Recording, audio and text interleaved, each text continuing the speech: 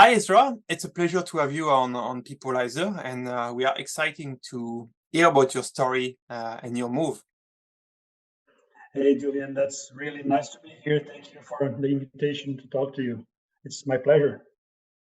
All right, so let's give the people a bit of context on your move. So you moved from Canada to Brazil, right? Yes, And when did almost two this years move? ago. When did this move happen? October 2021, Okay, almost 2 years ago. almost Yeah. 2 years ago. Yeah, in a month's time. Okay, right. So take us a bit through your context in Canada. So we are around October, so we are in 2021. What was your context before moving? Well, before moving, we were really fine there. We were happy. I was working as an architectural manager in a very nice construction company. My wife was employed too. My son was doing well in school, very well adapted. We've been living there for 5 years, and we didn't have any plans of moving from Canada. We were comfortable there. But then the pandemic hit, and then everything became completely nuts, right? The world changed upside down. And we just established some red flags on what we think would be bearable in terms of restrictions from the pandemic. Uh, so what happened in Canada was, I think, was the restriction was one of the worst ones, Hmm. and then we couldn't stay there any longer and wait. We needed a vaccine passport in order Hmm. to go to a restaurant or So move around. that is very interesting. Let's try to pause on that because one of the key problematic that people have when they are thinking of moving is that what is the type, what should I see, and that I would take my decision on this to move, right? If I see this, Yes, I'm moving, and yeah. this is very hard to define. So how were you able to define it with your family? If we see this, so what was this basically? Well, it's part of a long conversation, right? With within the family itself. I mean, my son he was 9 by that time, but he always participated in every decision that we make. So my wife, myself, and my son, we always sit down, and he knows everything that is going on, and we make him participate. So we just talked about what could we uh, what could we support in terms of government interfering in our lives, right? Yeah. So what we decided is that we didn't agree with the government saying where we can go, where we can't go. I mean, by that time we had a ticket bought to for my wife and my son to come to Brazil to visit the family because he left Brazil when he was 4 years old. So he was just having contact with the family through LinkedIn, or I'm sorry, through social media, WhatsApp, and this type of thing. So he was missing a lot his grandparents and his cousins, right? So we had a ticket. But then when the pandemic came, we couldn't go anywhere because it was all suspended. The ticket was suspended.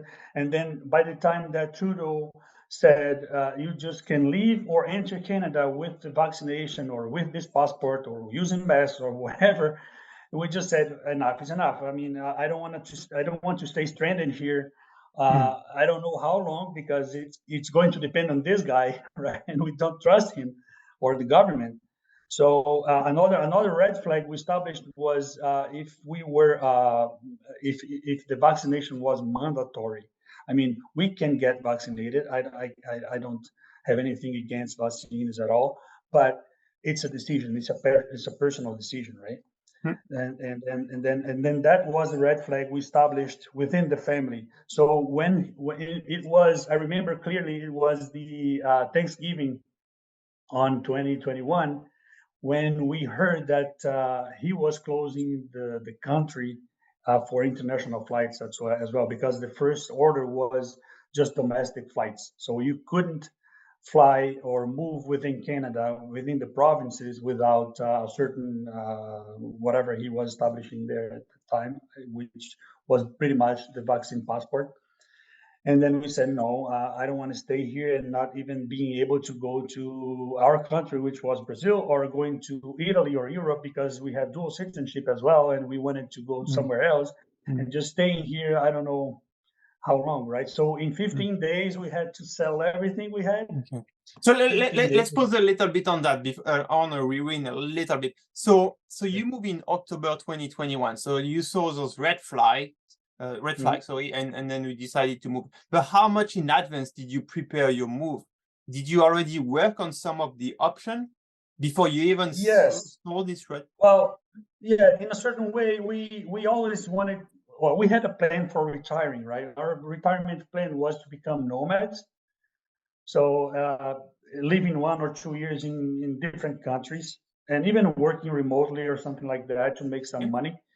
So we always monitor what's going on in the world, right? Or the good places to go and nice weather, and this place is offering this type of golden visa and this and that. So we had a sort of a map in our mind. And during the pandemic, also we were like monitoring the countries that were there was more open, and or even states like in Florida, for example, what the restriction wasn't that bad in Florida and Texas and some states of the U.S., which wasn't too far from us as we were in Canada.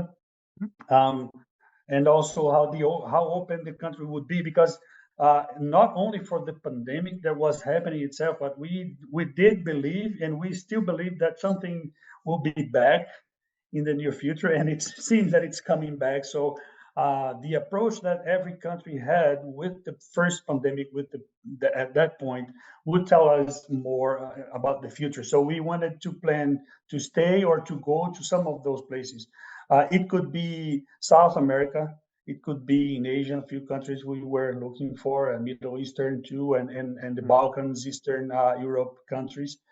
So we were considering this, but it wasn't a plan at that time. It wasn't a plan to go, specifically to Italy or to Serbia or to a certain Okay. country. It was It was a broad idea with geographical zones where you could go if you see that. Okay. exactly, Um, exactly. did you Yes. narrow down your research at some point? Did you have to basically identify some specific countries that you would potentially move to? Yeah, I mean, when it was getting hot, let's say that, right before the decision of coming back to Brazil, just to see what would happen, we were very, how can I say, we were thinking on going to Eastern Europe, like Bulgaria was a good name. We had Serbia, Croatia. My son loved going to the idea of going to Croatia. He had a little friend at school. She was from Croatia, Okay. and it's a beautiful country. It seems that things there are more like slow down type of thing. Nice. Montenegro was another idea that we had, all in that area. But we didn't find that much help on information on companies that we could trust and help us to move there, some things like that. Okay. And What in do the you end, mean? What do you mean by you didn't find much help or for the relocation? Can you try to be just a little bit more specific so people understand? yeah, I Because mean, it might be a struggle that some other people are having also to relocate somewhere. yes, yes. For example, we didn't speak the any of those countries' native language, right? Or we didn't know that much about their culture. I mean, it's not that difficult. We have the internet nowadays. We can watch videos and tutorials and things like that. Okay. That was exactly what we were doing, right? Including my son. We were all the time like having fun in family and watching YouTube videos on countries and places, right? It's fun anyways. But then we started like looking for okay, so if you want to move to that country, we would need more than that if we don't want to take that much risks, right, by ourselves. Because when we moved to Canada, we had a plan. I knew English. I spoke English a little bit, not that much, but I was very comfortable speaking English. I went to Canada first, and then I set up things there. So my son and my wife, when they moved there, there was a house, there was furnished rented a house there. It was comfortable for them, and we weren't willing to take that risk again to a completely different country where we didn't know that much thing, like going there with a kid and having to enroll him in a school, and we didn't know about the school system and the healthcare system and those type of things. So we started looking for maybe companies or someone that could help us with the relocation, and we couldn't find that. I don't know if we didn't search that much, but we couldn't find those people in any of those countries. I mean, we could find this guy Andrew Henderson from the Nomad Capitalist. He works with that, but it's really high standards for us.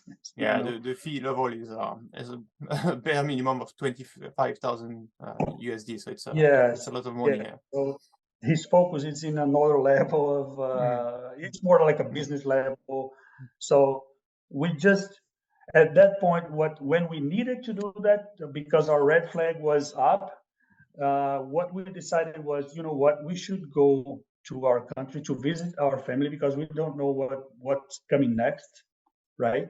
And we had that plan for my wife and my son to come because I couldn't leave the Canada at that time because I was working a lot. So let's go to Brazil to visit our family, and then Theo can stay a little. Theo is my son. Sorry, it's his name. So he can stay a little bit closer to the family, and we can take our time and look around and see what's going on, and then take the how can I take the decision of going somewhere else, but more calmly, not So being you rushed.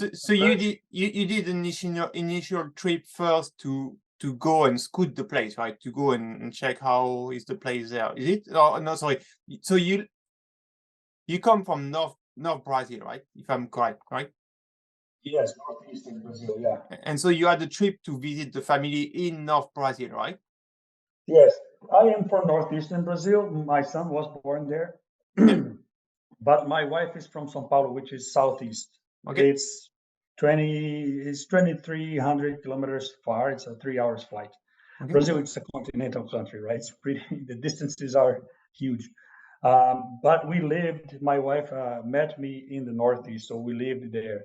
Mm. So we sold everything we had in Canada. We came to Northeastern to my dad's house, actually. We stayed there for a while. And then you could see his family and get along with his family.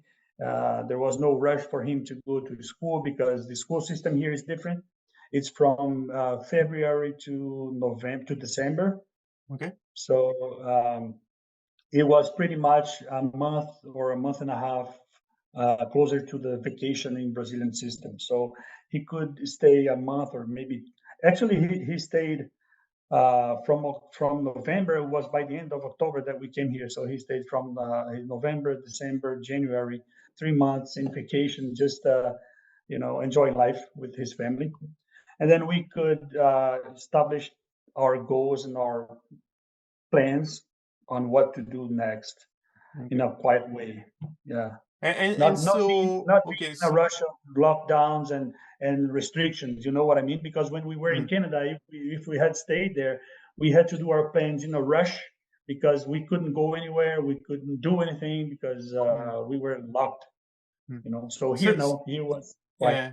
So you had quite a capability to move quickly, and I think one of the factor was your ability to sell your stuff pretty quickly, right? How long did it take you to sell your house, cars? Well, it's amazing how that happened. It's a very nice story. Uh, but for you to have an idea, we sold the house in 24 hours. Wow, It that's was pretty fast. Yes, it was 24 hours. We started the ad for the selling on Friday, and by Saturday uh, um, late afternoon it was sold.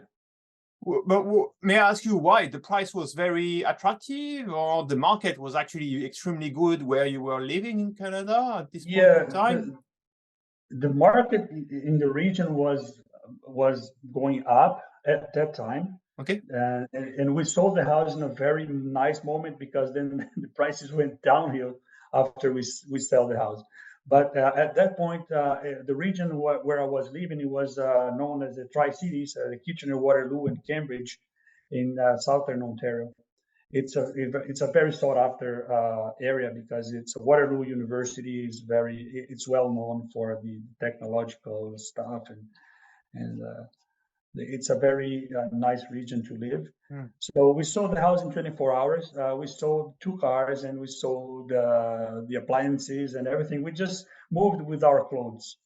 That's everything that we Yeah, had you was travel light. That's really a good option because so yeah, we saw this pattern multiple times, and so one of the problem is people not being able to sell their house prior to moving, and yes. the market not being that great right now. It's very different from 2020, 2021. Then it's a bit But of an issue but for I think at that point you have to set up your mindset as well in terms of what is really important to you all and to right. your Tell family. us more. Tell us more on that. Yeah, I mean, we had in that conversation we had, my wife and I. I'm thankful because my wife, we have the same mindset on that, and my son also. But one thing is that we established is doesn't matter what happened. If we need to move from here and leave behind what we have in terms of assets, in terms of material goods, if this is what really we're pursuing because we think that it's going to be good for us and good for our kids, for our son future, we are willing to do that. We don't care. For you to have an idea, we left Canada, we sold the house, but the closing date would be in October, but the closing date was in December. So the house was closed for 2 months and completely closed. No one was there, and the winter came, and we weren't there to shovel the snow, for example, and we can't get a fine for that.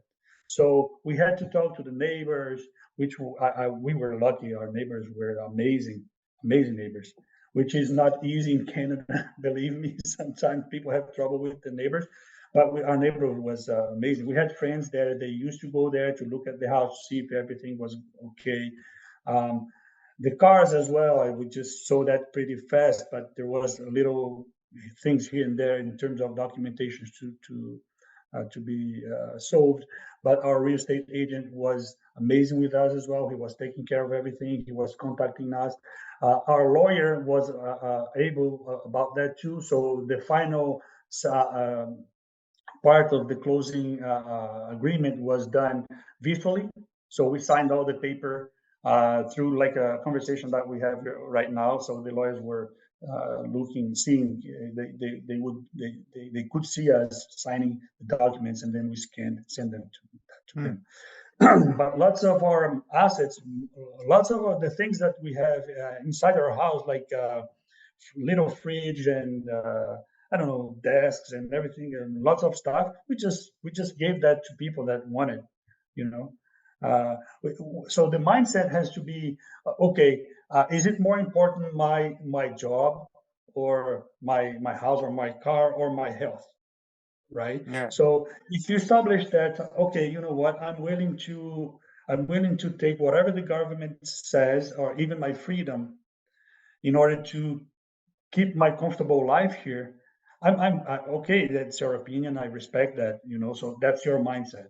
So for us, it's not worth it. We want to be somewhere, right? And we can go anywhere, thankfully, because we're not afraid of that. We're not stranded by material goods. So we know that we can go somewhere else, and we can even if we wanted to go to Eastern Europe, as I told you before. If we really wanted to go there and take the risk, we would be there at this time, and I'm pretty sure that we would be adapting or adapted already, Mm. because it's just your mindset. You have to be open to new cultures, new people. You have to know that you're going to face difficult times, but if you're open, if you have your heart open and you're willing to people, man, it's amazing to know new people, right? Make new friends. Yeah. So before we go toward integration, so how did you choose to go to South Brazil, and why would you go there? Well, the first decision, as I said, was just to come back here and see the family, and then from here we establish the next goals, right? Where to go. All right. Um, so we stayed a month in my dad's house in Northeastern, but we didn't adapt ourselves back there.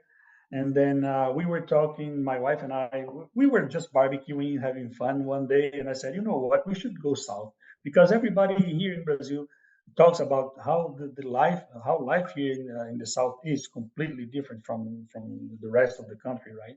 It's very European. There was a very European settlement here, Germans and Polish and Italians, and it's a completely different country within the country. So So you mean look, people in Brazil are talking about the South as something a bit special yeah, within Brazil, right? Is it? yes, everybody in general, Yeah. everybody knows that southern Brazil is more prosperous, is more developed. There's Okay. no unemployment. There's pretty. It's 3.5 unemployment rate. It's almost everybody is employed. Okay. And the literacy it's very high. So the level of education here and everything is different. Everybody in Brazil knows that, Mm. but we never took time to come here actually because most of the times people want to go to the Amazon, which is north. People want to go to São Paulo or Rio, which is more like big cities, All right. or northeastern where I am, where the tropical Caribbean like beaches are. So I had lots of European. All my neighbors in the Northeast were Europeans, from Netherlands, from Germany, from Portugal, Italy. They were all Europeans because they want to go and be in the shore, right? But then we just decided to come here because here we knew that it was safe, it was an European lifestyle, and then so we said, you know what, we should go there. I was working remotely for a Canadian company. I could be anywhere. And then just like that, we were talking and having fun. And then next day, I just bought the tickets, Mm. and then we started looking for an apartment. And in 2 weeks, we were here with a furnished apartment waiting for us, just like that. Okay, that's good. And so you were able to keep your job, right? The job you had in Canada, you were able to keep it, or you had to resign at some point? Yes, I still worked for them for a year when I Okay. was here already. Okay. Um, but then it wasn't working for them anymore, so I just Mm. had to quit. But it Okay. was nice because, for my surprise, it's a nice company. I worked there for 5 years, and I was the architectural manager for the architectural department there. Mm. It was a pretty nice job. And but if I had stayed in Canada, I would probably not be working for them because they established the mandatory vaccination stuff, which Okay. we don't agree.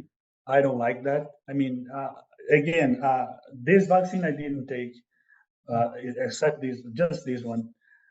But I don't feel comfortable in a Mm. company, any company saying, "Hey, you have to take this medicine in order to work here," right? I Yeah, mean, it yeah. doesn't. There was basically a crossroad for multiple people and companies on where does your value stand, basically, right? Are you valuing life, the people, or are you valuing control and coercion? So yeah, Yes, yes, it was. yes. And I don't like this type of approach. I don't think this is correct, Mm, you know. okay. So in the end, it was even nice because I was here working remotely. I didn't get the vaccine, but I was still employed there. I was working for them. But if I was there, I would I wouldn't be probably because Mm, again about the mindset, right? You have to establish that. For okay. me, and for us, the most important thing was our health, not material Uh, goods, not.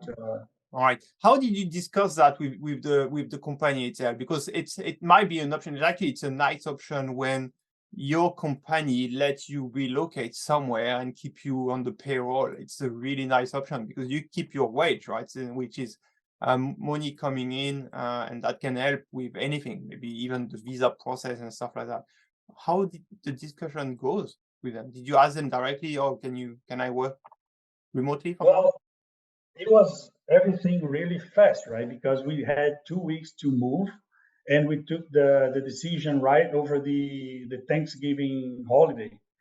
So by Monday, the first working day, we had already like started to put things in the bag and sell things. Yeah. So it was the decision was made, and then by Monday I just went to the company and talked to the boss, to the owner, and then he was sort of a friend. He was such a nice guy. He said, "Hey Ezra, we don't want you to leave. I think what you do, like 90% of what I was doing, and I still can do that, can be done remotely, right? The only thing I can't do is like visiting the construction site, Hmm. which a project manager could do for me, right? Okay. And then we could get in touch. But all the rest I could do from anywhere. So that's his understanding, and it worked for a year, and it would be working for him. But the other project managers, they didn't like that much the idea. They thought that I was in Brazil just having fun and in the Hmm. beach and not working. So they stopped sending work leads, new leads to me.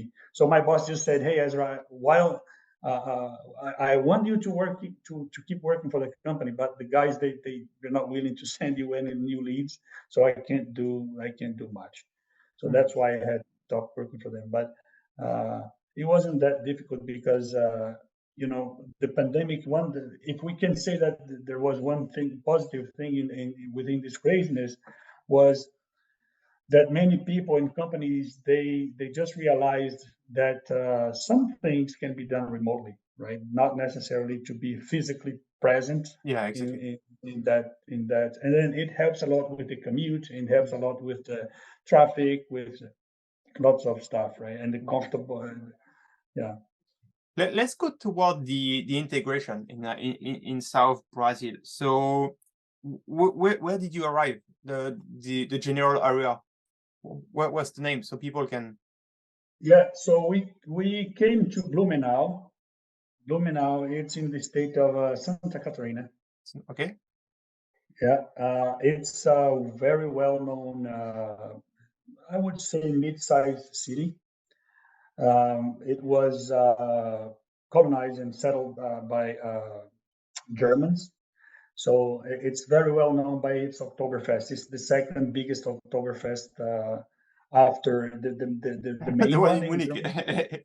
In Munich, yes, yes. So it's you should Google that because it's an amazing place. It's a mid-sized city. I don't know if it's 200,000, 250,000 people living there, but man, it's amazing. It's like we're living in a town. So it's safe. We rented an apartment pretty close to downtown, and coincidentally, because we didn't know that, it was a big coincidence. My son's school was we just chose a different school, a more expensive one, because it was an international school for him to keep up with his English. Okay. So we had that school, and that school was downtown. So it was 15 minutes, 17 minutes walking from our house.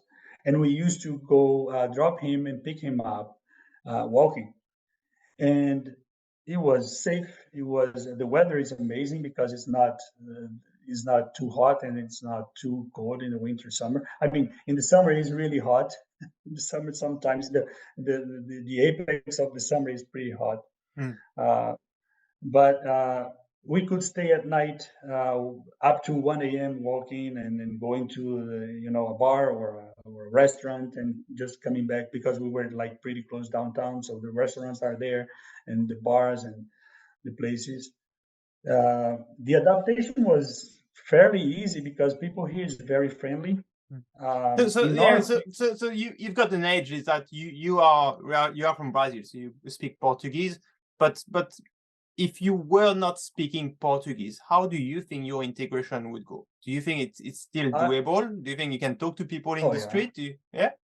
Yeah, yeah. I don't see any reason why a person from any country could integrate very well here. I mean, there is a barrier in the beginning. The very beginning, there will be a small barrier with the language, right? But Brazilians, if you came here before, or if you know someone that came here without speaking Portuguese, you will listen from that person. They will do everything they can to understand you. Doesn't matter what, they will make jests, and they will, whatever you want. If you go to a restaurant, they will help you in any ways. I mean, there will be difficulties in the beginning, but and even if you're from a Western country, Portuguese is not that complicated for you to understand the basics. So Okay. in a few days, if you're here and if you're willing to, of course, right, you have to be willing to be talking to you. You can't be, for example, my wife in Canada, she was very shy. Her English wasn't really good. And she was all the time saying, hey, I don't know, I'm shy, I don't want to talk to people. If you keep this mindset, you're going to stay there. We knew people in Canada that have been living there for 30 years and they didn't speak English at all Yeah. for 30 years, man. It's like, come on, really? Because they just wanted to stay within their Portuguese community, right? So they were working for Portuguese people, they were talking to Portuguese people all the time, watching TV in Portuguese. So don't do that. So if you come to Brazil, just go outside. You say in Canada, the magic word was, "Hey, sorry, my English is not really good," and they would laugh, like smile to you and say, "Don't worry, you're doing well. Just let me know what you need." And it's the same here in Brazil. Mm. So if you just say, if you know the basic words, like sorry, thank you, and you're kind, people will do everything they can to help you. Your integration will be really smooth, and you enjoy that. We can have really fun with this type of thing. All right. I And remember just one case. You were French, right? yeah, I'm French. Yeah. So I remember when I went to visit my brother in at that time he was living in Marseille, and we went to a supermarket and we put lots of stuff in our bags, and then when we were in the cashier, I remember that I saw the price and it was 145, and I said, really, 145 euros for an ice cream and a pop and this type of thing? And say, no, that's not possible. And the lady, the cashier, she was talking to me in French. I didn't understand anything. And then my brother, he taught me how to say, uh, I'm sorry, pardon, Pardon, je yeah. ne sais pas, je ne sais pas parler français, je suis touriste brésilien. That's all I know in French. That's all I know in That's French. very useful. Eh? So, and the lady, she said, "Oh, Brazilian." She started like, "Wow," but they love Brazilians. Yeah, I they mean, love it's Brazilian French. funny, Yeah. yeah. And then she said, "Oh, Brazilian, Brazilian," and then they started talking to each other, and they grabbed my wallet and they picked the money. It was like just 20 euros. I didn't know, but in France at that time, they used to display the price in the old currency, right? Maybe. Sometimes. Yep. So I thought that it was 145 euros, which was a lot of money, but it was actually 25 euros. So they just grabbed my wallet and picked the money. So if you go with this mindset, we had fun with that moment, right? It wasn't embarrassing for us. It's Mm. just like that. Yeah, I think it's in the actually on the integration topic, there's little tips like that, like knowing just one sentence that actually can save you in multiple situations is very useful, as you say, as you Yes, explained for your context in French, je ne sais pas parler français. It's already open doors, opportunities to yes, you. yes, Um, yes. so And if you go ahead. Sorry. No, just and if you're willing, if your mindset is willing to do that and to make friends, I don't know any country that it's easier to make friends than Brazil. So in Brazil, you meet someone in a nice environment, for example, within your friends or relatives, and then in the following moment they're inviting you to have a dinner in their house or have a barbecue in the weekend. Mm, The things here happen like that. We're yeah. very approachable people. So if you're willing to do that, in a few weeks, you're going to be speaking lots of new words and communicating very well, for sure. Right. So I have a question on the price level. So you used to live in Canada for some time. Compared to Canada, how was the cost of life? Oh man, the cost of life here is way, way lower Are than we in talking Canada. about 50% of Canada, No 30%, more. 25%? Well, considering the conversion rates, right? Yeah. It's way more than 50. For you to have an idea, um, the two-bedroom apartment rent in Canada, in that region where we were living, I think it was about $2,500, $300, around that. No, sorry, thousand, right? 2,500 Yeah. and 3,300. which in Brazilian currency would be between 10,000 and 15,000. We were paying for a 3-bedroom apartment downtown with 2 washrooms, 2 parking garage, private, um, with a cinema, with a swimming pool, all the amenities within the building, gym. We were paying 3,500 Yes. reais, which is the Brazilian currency, which is less than 1,000 Canadian dollars. Mm, that's With all these amenities and downtown. So we had everything we needed included, my son's school in a walking distance Mm. for less than $1,000. All right. And so It's you decided at some point to move from this flat, right? from Blumenau. Yeah. Yeah. So what happened to us was the idea was to come here Yeah. to Brazil to visit the family and plan, right? Plan the next move, right? See what was happening around, and if the pandemic would go down or the restrictions or whatever, and then plan. But then we decided to come south, but continuing with the plan. The plan this time was, let's focus on the South American countries where we can go. And then the advantage of being here in southern Brazil is that in a few hours driving, like between 10 and 12 hours driving from where we are right now, we can cross 3 borders. We can cross to Uruguay, we can cross to Argentina, we can cross to Paraguay. So that's an amazing plan for us, because I don't know what can be next, what the crazy politician can get the power, but what we know is that in 3 hours we can choose within 3 countries, just a short drive. So we came south, um, to Blumenau and to start planning. But we get amazed with this place, because it doesn't feel that we're in the known Brazil that the media and the mainstream media tells everybody around the world, the biased Brazil, that it's extremely um, the crime rates are extremely high, Yeah. and you can't go to the streets. I mean, there's nothing to do with that. And it's not only that city; it's everywhere we go. It's amazing, southern Brazil. I'm telling you. So we just said, why are we going anywhere? It's comfortable here. It's nice. It's not dangerous. It's safe. It's very affordable, right? It's very affordable. So we just decided, and it's really close to those 3 countries. We can go there anywhere, anytime, if we need to. We don't need a passport to go to any of those 3 countries, because these are part of the Mercosur agreement. So yeah, we just need to show our Brazilian ID in the border, and then we can cross. And even our car plates, it's common in all those countries, so they can recognize our car plates, and we can go with our cars Mm. across the border, and we can stay there for a while without a special visa, whatever. And if we want to become a citizen or a resident in those countries, the process is it's easier for a Mercosur citizen. So the first time we wanted to go to Uruguay for vacation, just to see how life is there and see if we can adapt there, and then come back to Brazil and see, okay, are we staying here or going there? But then we just quit. We just said, it's fine here, it's good, let's stay here. And then we had a plan for retiring in a countryside. When our son grow up and he goes to the university and live his Yeah. life, it would be my wife and I. So we said, hey, it would be a nice idea to go to the mountains and buy property there and start producing our own food or something like this.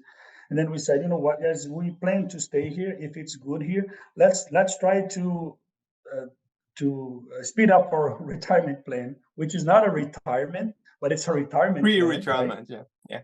Yeah. So let's do it.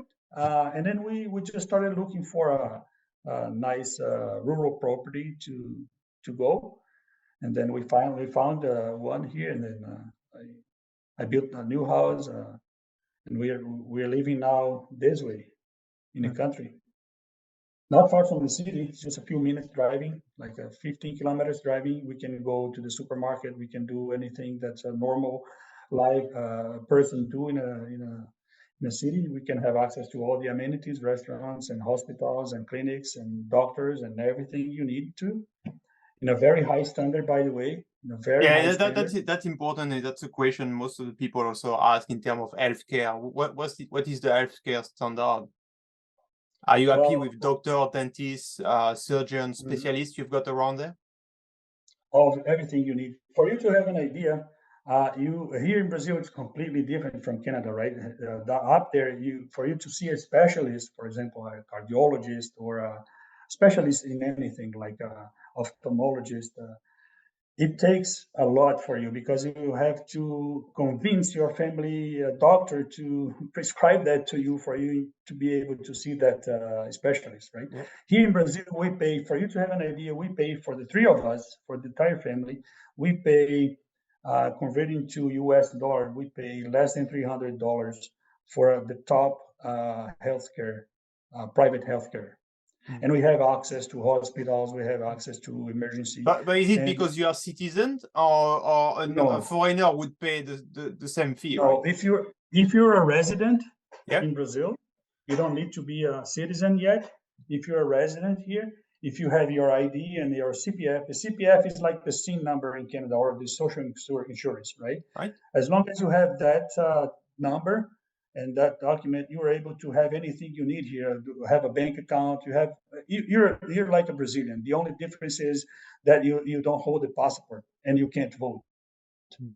right? But you can do anything. So for less than $300, we pay our top healthcare system, and we can. For you to have an idea, last week I went to the traumatologist to see my elbow that is hurting. I just booked a MRI section in a week. In a week, I was in the MRI machine. In Canada, it's about 6 months waiting list for you to be able Yeah, to I go to can MRI. confirm that in the West, it's a Yes, nightmare to get any specialized treatments. It's a yes. nightmare. And I went straight to the specialist. He examined me, right? And here in Brazil, there's another nice, different thing about doctors. When you pay for, well, I was in my health insurance, I pay 50% of everything, right? If I need an exam, I pay 50%. If I need a doctor to see me, I pay just 50%. 50% of a specialist is $20.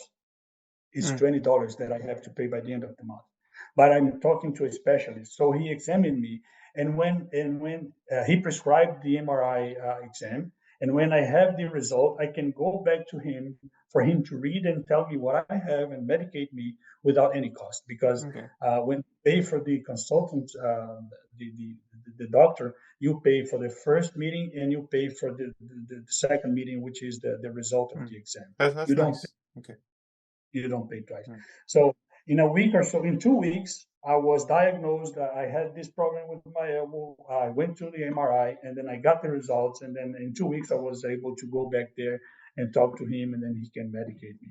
All right. So good level of healthcare services and stuff like that. That's good to know. Yeah. Let, Yes. let's come back. I want to come back on the integration.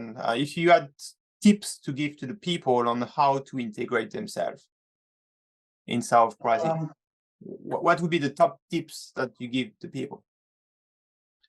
well, first of all, the mindset, right? I mean, don't expect to get out from where you are or from your home country and to find this exactly the same thing on the new place, right? Even for us, that we were Brazilians, but we were from another region, it's different. It's not bad. It's most of the time it's good. You can have fun with that. For example, we have lots of fun here because we speak Portuguese, but from a different region. So the same word in my region means a different thing here, Mhm. and then we have fun with this all the time. So if you come with an open mind, that's I think that's the top thing. Don't be shy. Just try to integrate yourself and blend with the in everything. Like maybe if you can afford having a better clothes or a more different clothes, just try to blend and merge using what they use here too, just in order for them to see you as a person that is from here, that you belong here, you know.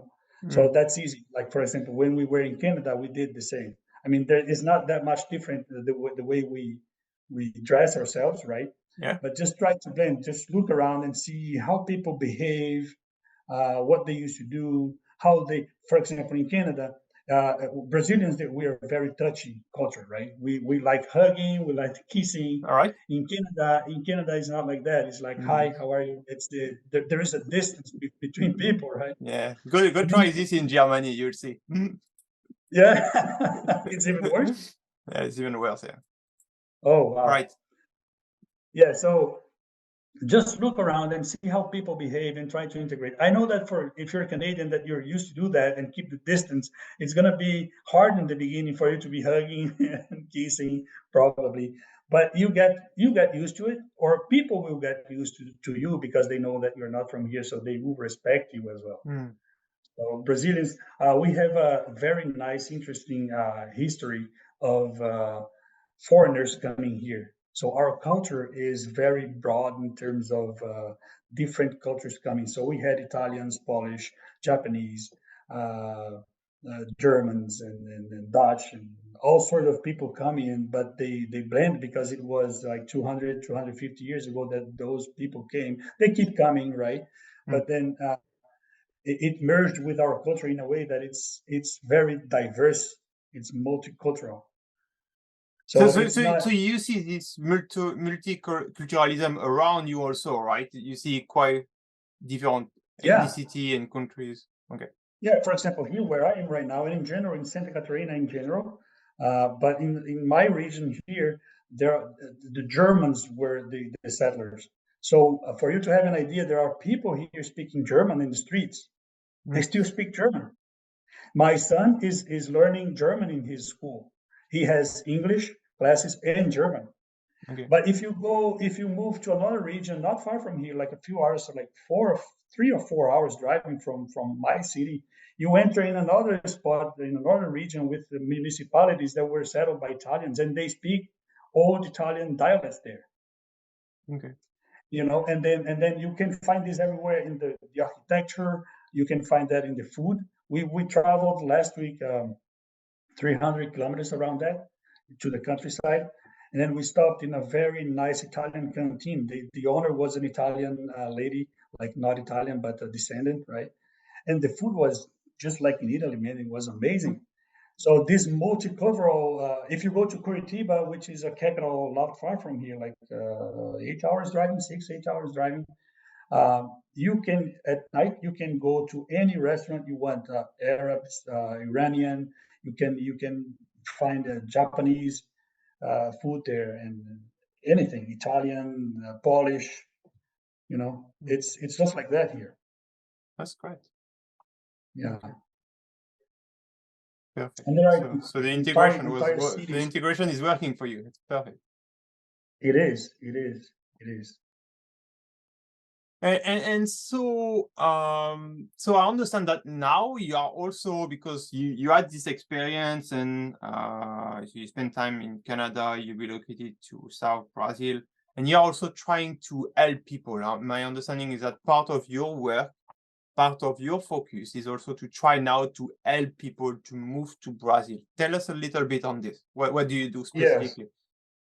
Yes. Exactly. What we're doing right now is that we just decided that the difficulty we had on moving when we decided to move from Canada to somewhere else, we can make this experience we had in order to help other people that wants to come here to southern Brazil. Hmm. So we opened a consulting company, especially specialized in relocation and in the golden visa application visa process. So we can take care from the moment the person talk to us and say, hey, Ezra, from their country, and say, hey, Ezra, I'm thinking of moving to Brazil. Can you help us on planning this? We can help with the plan, where they should go, if they're single, if they're married, if they're kids, if they're dogs or whatever. We can help them to plan from that stage up to the point when they arrive here. We can pick them up in the airport, show him around, And if they want to buy property, we can help them on finding the right property and take care of all the paperwork, take them to the notary and all the process up to the settling, right? And even more than that, helping that person to integrate with the community that he chose to live in, Okay, you that's know, nice. with the But basically, language. being the relocation service, the help that you wish you had in other countries before, right? Because sometimes you need to do it by yourself to get this level of help. It's like you don't find it, so let's create the offer. Let's open this service and help the other Yes, people. Yeah. we also have what we call the cross cultural training, which is a sort of a training with a person, say pointing out the differences between his culture to our culture. How can he adapt to it, right? And hey, how can he behave in different situations here Mm, because it changes everywhere, right? Uh, so we have also this type of thing to help that person to integrate better with the community because uh, here in Brazil you can adjust yourself pretty much anywhere, but there are peculiarities. There are little things that differentiate from this province to another yeah. province. In general, it's the same country, it's the same approach, it's pretty much the same people, but there are differences. So depending on where, especially if you're in a big city, for example, if you're in a 4.5 million people city, it's going to be different from the city where I'm living right now. That is 1,300 people, 13,000 people, right? Mm, So the approach is different. So we help you to integrate with this community. Or even if you're already settled, like you have an apartment, you have a house, but that's not the end of the process. We can go further than that. okay, that's great. Okay, perfect. Ezra, it was a great story. Very specific, very unique. I love it. For Thank you. actually looking at different places around the world, I did study the South Brazil part, and I think it's definitely an asset. The weather is specifically good compared to multiple places, even inside Brazil. So it's definitely an option for a bunch of people. I hope that people will find value, and if they want to reach out, we'll definitely leave your contact just below so that they can Mhm. reach out to you for any service or any question. I Thank you really very appreciate much, your time. Julian. Thank you, Ezra. Thank, thank you. Thank you. Have a good Bye day. bye.